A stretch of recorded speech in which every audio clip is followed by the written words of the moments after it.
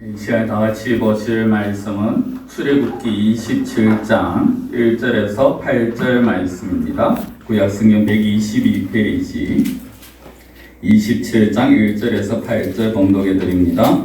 너는 조각목으로 길이가 5규빗, 너비가 5규빗의 제단을 만들되 네모 반듯하게 하며 높이는 3규빗으로 하고 그 네 모퉁이 위에 뿔을 만들되 그 뿔이 그것에 이어지게 하고 그 제단을 노스로 사고 재를 담는 통과 부삽과 대야와 고기 갈고리와 불 옮기는 그릇을 만들되 제단의 그릇을 다 노스로 만들지며 제단을 위하여 노스로 그물을 만들고 그 위 네 모퉁이에 놋고리 넷을 만들고 그물은 제단 주위 가장자리 아래 곧 제단 절반에 오르게 할지며 또 그 제단을 위하여 채를 만들되 조각목으로 만들고 노스로 살지며 제단 양쪽 고리에 그 채를 꿰어 제단을 매게 할지며 제단은 널판으로 속이 비게 만들되 산에서 네게 보인 대로 그들이 만들게 하라.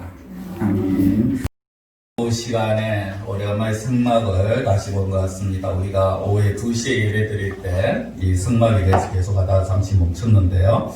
우리가 예전에 같이 보면 성소라는 것을 계속해서 살펴봤습니다. 성소, 천막을 이제 보았죠. 그 안에 보면 성소와 지성소가 있었습니다. 그 성소와 지성소 안에 이제 보면 각종 기구들이 있었고요. 그리고 그 성소를 돕고 있는 휘장과 덮개들이 그렇게 우리가 보았습니다. 언제나 이 성소의 바깥 부분을 좀 생각해 보기 원합니다. 성막이라는 것은 큰 테두리 안에 작은 천막을 하나 있는 것입니다. 근데 그 테두리에서 이 큰 테두리 사방 울타리에 문을 열고 들어가면은 바로 천막이 있는 것이 아니고 성소가 있는 것이 아니고 중간에 뜰이 있습니다. 좀 쉽게 생각하시면 옛날 우리나라 집들이라고 생각하시면 됩니다.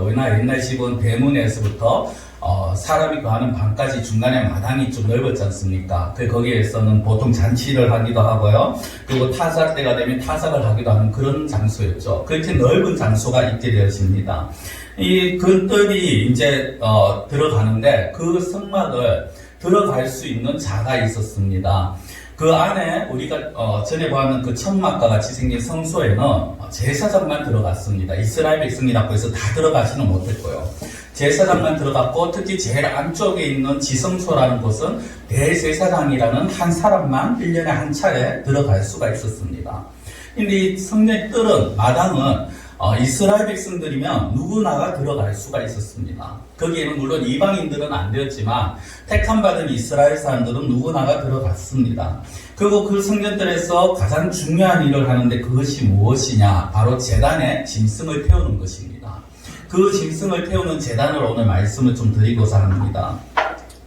짐승을 제단 불에 태운다는 것은요, 어떻게 보면 이스라엘에게 있어서는 굉장히 중요한 그러한 모습이자 행사 일종의 하나의 의식이었습니다. 예배였고요. 그 제단을 어떻게 만드는가 하는 것도 좀 생각을 해봐야겠지만 그것보다 더 중요한 것은 그 제단에 참된 의미, 그리고 그 제단에 양 모서리 있는 뿔에 관한 겁니다. 방금 이 제단이 성전뜰에서 가장 중요한 일을 한다라고 말씀을 드렸습니다. 그러나 중요한 일을 한다라고 하기에는 이 제단은 사실 너무나도 더럽고 지저분하고 또 고약한 냄새를 풍기는 그런 곳입니다. 왜냐하면은 우리가 잠시 사진을 또 제 뒤에 가면 보여드리겠습니다만은 이 제단이 그리고 우리가 보는 성막이 그렇게 깨끗하지가 않습니다. 더군다나 이 제단은요 날이면 날마다 할 것 없이 짐승을 잡아서 불에 태우는 그런 자리였습니다. 이스라엘 백성들이 자기들의 죄를 깨닫게 되면 또 그 속죄 제물을 갖고 오면 그를 또 태웠어야 됐고요. 안식이 되고 어떤 절기가 되면 또 번제를 또 태웠어야 됐고요. 늘 짐승을 태우는 곳이었습니다. 그러니까 이 허구나 짐승을 잡고 불을 태우니까 그 자리가 깨끗하겠습니까? 그렇죠.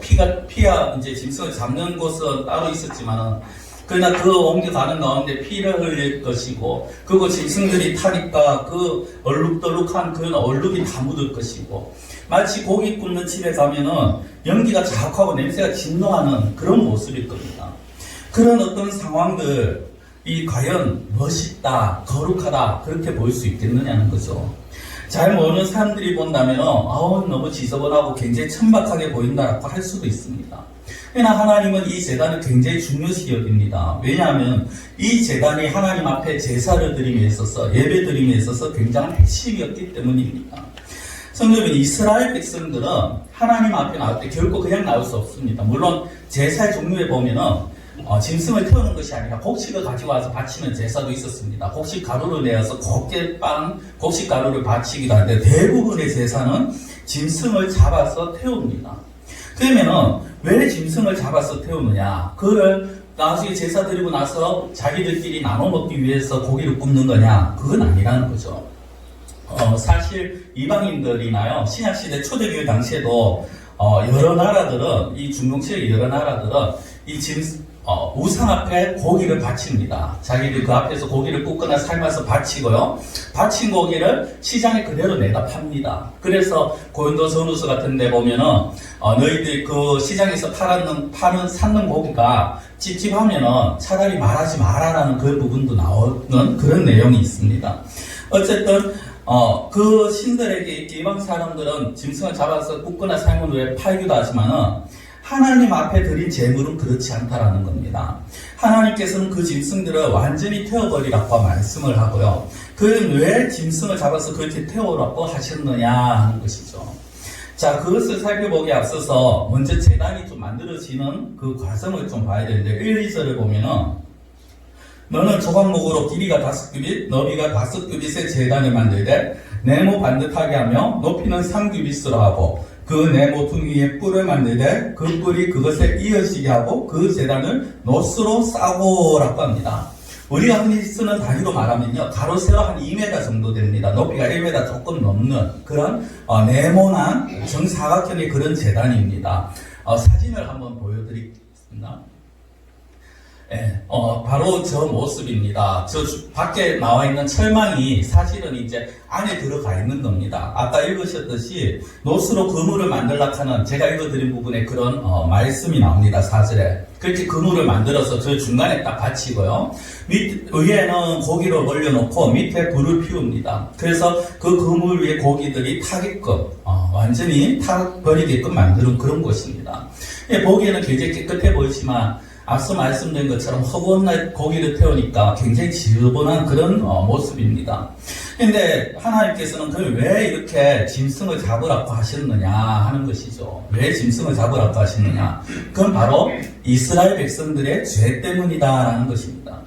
백성들이 자기의 죄를 대신해서 짐승을 바치면은 제사장이 그 짐승에게 안수를 합니다. 그 사람과 같이 안수를 해서 그 사람이 죄를 다 짐승에게 뒤집어 씌우고 제사장이 짐승을 잡습니다. 각을 뜹니다. 팔다리를 다 자르고요.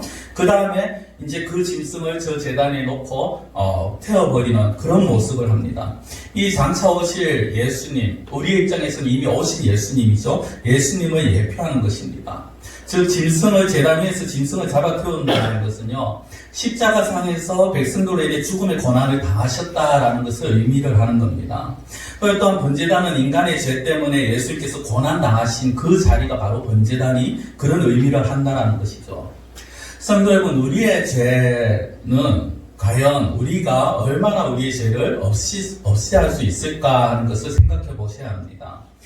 모세가 하나님의 말씀대로 번제단을 만들었지만요, 중요한 것은 모세가 자기 임의로 그 밑에 불을 피우지를 못합니다. 처음 번제단이 만들어지고 모세와 이스라엘이 짐승을 잡고 하나님 앞에 첫 제사를 드립니다. 첫 제사를 드릴 때 그때 모세가 밑에서 불을 막 피워서 그렇게 짐승을 태우지 않습니다. 짐승을 잡아서 번제단에 올렸을 때 불이 하늘에서 내려와서 그것을 태우는 장면이 나옵니다. 레위기 9장 24절인데요. 불이 여호와 앞에서 나와 제단 위에 번제물과 기름을 사는지라 온 백성이 이를 보고 소리 지르며 엎드렸더라.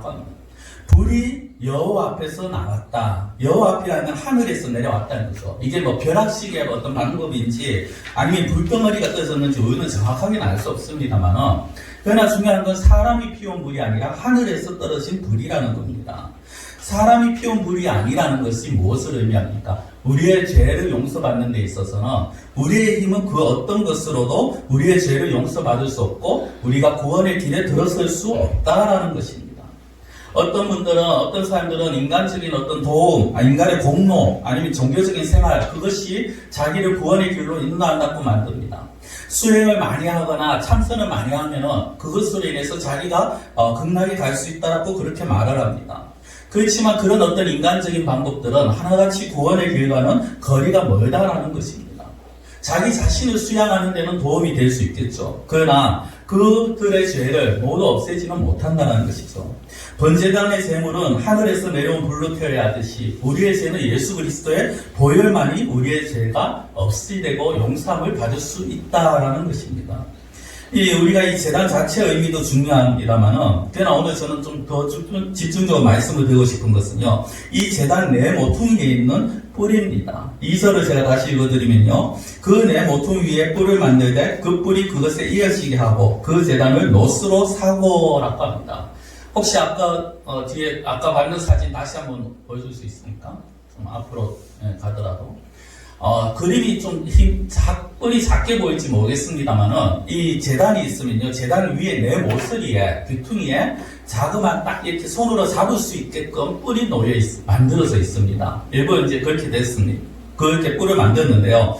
용도는 어떤 이들은 이제, 짐승을 매기 위해서 저렇게 뿔을 만들었다라고 하지만 이미 죽은 짐승이기 때문에 그렇게 맬 필요가 없죠. 이 뿔이 가진 의미가 사실 상당히 중요합니다. 이스라엘에게 있어서 뿔이라는 것은요, 권세와 능력을 상징을 합니다. 그래서 성경에서도 뿔은 능력이라고 말을 하고요. 시편 18절 2절에 우리가 아까 부른 찬양에도 나옵니다만, 여호와 나의 구원의 뿔, 그는 여호와는 나의 구원의 뿔이라는 고백을 다윗이 하기도 합니다. 하나님께서 나를 구원하시는 능력이 있으시다라는 그 고백이죠. 구원의 제단이 죄를 인해서 짐승을 태우는 속죄의 자리라면 그 뿔 역시 사죄의 권세를 가지고 있다라는 것입니다. 그래서 출애굽기 29장에 보면요, 우리가 한 몇 주 후에 보겠습니다만, 아론과 그 아들들이 이제 제사장직을 위임을 받습니다. 그 위임식 장면에서 하나님께서 이런 말씀을 합니다. 여호와 앞에서 송아지를 잡고 그 피를 내 손가락으로 단 뿔들에 바르고 그 피 전부를 단 밑에 쏟으라라고 합니다. 그러니까 짐승을 잡고 그 피를 마치 어떤 항아 그릇 같은 데 가지고 가서 그 손가락으로 단뿔에다가 이렇게 다 바르고 피는 번제단 밑에다가 다 쏟으라는 거죠. 짐승의 피지만은 제사장으로 삼기 위한 하나님의 백성으로 삼기 위해 흘리는 속죄의 피다라는 것이고요. 그 피를 뿔에 바르라는 것입니다. 그래서 이 뿔을 구원과 생명을 상징을 한다라고 그렇게 말을 합니다. 세례 요한의 아버지 사가랴가 아들인 세례 요한이 태어났을 때 부른 찬양 중에서 하나님이여 그 백성을 돌아보사 속량하시며 우리를 위하여 구원의 뿔을 그 종 다윗의 집에 일으키셨도다라는 말씀을 합니다. 여기서 구원의 뿔이라고 표현을 하죠. 그 앞서 말씀드린 시편 18편 2절의 다윗의 고백처럼 제단의 뿔이라는 것은 결국 죄사함과 구원의 상징입니다. 그래서 이 뿔을 붙잡으며 살 수가 있었습니다. 실제로 하나님께서도 그렇게 말씀을 하셨고요. 이 부지불식간에 사람을 죽인 자가 이 뿔을 잡으며 산다라고 말씀했고, 그 사건이 열왕기상 1장에 보면 나옵니다. 다윗의 아들 중에 솔로몬이 왕이 됩니다. 근데 그 형 아도니아가 반역을 합니다. 그러다 그는 그 뜻을 이루지 못하게 되자 이 아도니아가 이제 반역자가 되어서 죽을 위기에 처해 있으니까 그 번제단 성전에 가서 번제단 뿔을 잡고 살려줄 것을 요구합니다. 그 제단의 뿔을 잡았기 때문에 솔로몬이 어쩔 수 없이 아도니아를 살려줍니다. 죽어야 마땅한 반역죄인이지만 뿔을 잡고 구원을 요구했기 때문에 살아남을 수 있었다는 겁니다. 즉, 이 뿔은 구원의 뿔, 생명의 뿔이라는 것이고 죽은 사람을 살리는 능력의 뿔이라는 거죠. 그렇기 때문에 이 뿔이 복음의 능력을 상징을 하고 있다는 것입니다. 그런데 우리가 하나 조심하셔야 될 것이 무조건해서 모든 사람이 다 뿔을 잡았다고 해서 살 수 있는 건 아니었습니다. 무슨 말이냐면 고의로 살인을 했는 사람이거나 아니면은 하나님께 반역한 사람은요, 제단에 뿔을 잡고 있어도 끌어내서 죽이게 되어 있습니다. 실제 그런 사건도 벌어졌고요. 은혜라는 말로 모든 것을 자기 합리화시킬 수 없다라는 겁니다. 성도 여러분, 죄인을 구원하는 길은요, 오직 하나 예수 그리스도밖에 없습니다. 예수 그리스도의 십자가의 도, 이걸 우리가 흔히 복음이라고 말을 합니다. 그렇죠? 이 복음에는 죽음에서 생명을 옮기는 능력이 있습니다. 그래서 죄로 인해서 심판받아 죽을 사람도 예수 그리스도를 믿으면 예수 그리스도의 그 십자가의 도를 붙잡으면 살게 되어 있는 것입니다. 그것이 바로 로마서 1장 16절 아닙니까? 내가 복음을 부끄러워하지 아니하노니 이 복음은 모든 믿는 자에게 구원을 주시는 하나님의 능력이 됩니다. 모든 믿는 자에게 구원을 주시는 하나님의 능력이라는 것입니다. 어떤 사람에게 있어서 누구는 되고 누구는 안 되는 것이 아닙니다. 이 하나님의 능력 복음을 붙들게 되면 모든 그 사람은 누구든지 구원을 얻을 수가 있는 것입니다. 예수 그리스도 안에서 이제 더 이상의 정죄함이 없다라고 말합니다. 그 능력의 복음이 우리 것인 이상 이제 그 어떤 것도 우리를 죄로 몰아넣지 못한다라는 것입니다. 사실 구약의 제사법, 제가 이렇게 말씀을 드리고 그것이 예수 그리스도를 예표한다라고 말을 하지만 그 제사법, 짐승을 잡아서 바치는 제사법은요 완전하지 못합니다. 그래서 그들은 절기마다 제사를 드려야 됐고 안식일마다 또 그들이 죄를 지을 때마다 짐승을 잡아야 했습니다. 형편에 따라서 어떤 이는 송아지를, 어떤 이는 양을, 어떤 이는 비둘기라도 잡아야 했습니다. 그러나 우리 예수님이 지신 십자가 제사는 단 한 번에 이루어진 제사요 완전한 제사죠. 더 이상의 제물이 필요 없는 그런 제사인 것입니다. 이 제단의 뿔이 바로 그 예수님의 제사, 예수님의 피를 의미를 한다는 것이죠.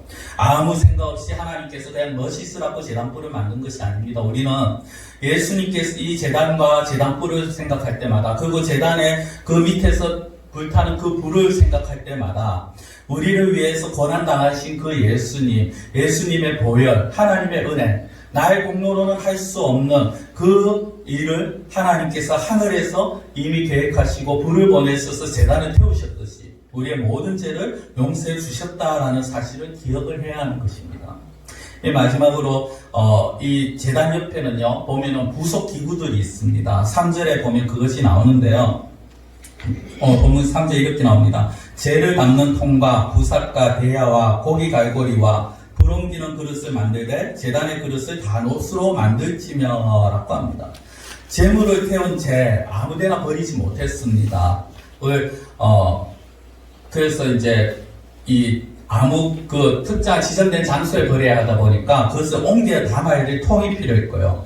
그리고 또 이 짐승을 잡으면서 밑에 재가 되었다라는 것이 무엇을 의미합니까? 완전하게 태웠다라는 거죠.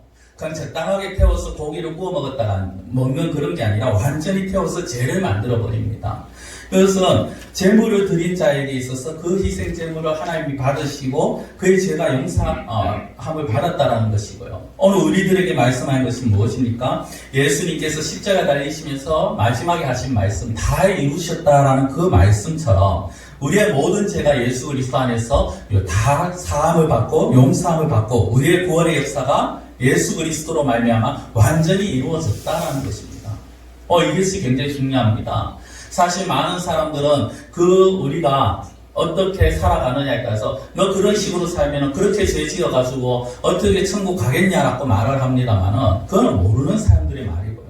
우리가 예수님을 믿는 순간 이미 우리의 신분이 바뀌었고 우리의 모든 죄가 다 용서함을 받고 우리의 구원은 완전히 이루어졌다라는 것, 한 번에 다 이루어졌다라는 것을 우리는 기억을 해야 하는 것입니다. 그리고 이렇게 이제 짐승을 다 태우고 죄가 나왔다는 건 하나님께서 그 제물을 받으셨다라는 증거가 되기도 하죠. 그리고 그 뒤에 또 부삽이 나옵니다. 부삽 말 그대로 작은 삽입니다. 불 주변에서 이제 타다나는 잔불도 모으기도 하고요. 이 죄를 옮겨 닦는 역할을 합니다. 피 뿌릴 때 피를 담아서 옮기는 대야에도 있었고 고기 갈고리 그런 어떤 기구들이 있었습니다. 이 기구들까지 우리가 상세하게 제가 말씀드릴 시간은 없을 것 같고요. 오늘 저는 이 번제단에 대해서 다시 한번 정리하면서 말씀을 맺겠습니다. 번제단은 짐승을 태우는 자리였습니다. 짐승은 백성의 죄를 대신해서 죽은 거죠. 그래서 번제단은 예수 그리스도의 십자가를 의미한다라고 우리가 보여준 것입니다. 그리고 번제단의 뿔, 사죄의 권세, 사죄의 능력을 상징합니다. 죄사함을 의미합니다. 예수 그리스도의 피가 뿌려진 자에게 죄사함의 능력이 임하여졌다라는 사실입니다. 앞서 말씀드린 것처럼 단 한 번에 우리의 모든 죄악이 용서함을 받았습니다. 물론 우리가 살면서 지은 죄가 있을 수 있습니다. 그 부분은 우리가 몇 주 후에 보면 물두멍이 나옵니다. 물두멍에서 그 부분을 다시 말씀을 드릴 것이고요. 살아가면서 우리가 기억해야 될 것은 무엇이냐? 나를 위해서 십자가에서 고난당하신 그 예수님을 우리가 기억을 해야 된다는 것입니다. 단순하게 구약에는 번제단에 짐승을 잡아서 피를 뿌리고 그렇게 짐승을 태워서 죽였네? 이게 구약의 제사인데 이것으로 끝이 아니라 이걸 보면서 이렇게 짐승이 불타서 하나님 앞에 바쳐지듯이 예수님께서 우리를 위해서 십자가에서 고난당하시고 죽으셨다라는 그 사실을 우리가 기억하면서 감사하는 그러한 우리의 모습이 되어야 될 것입니다.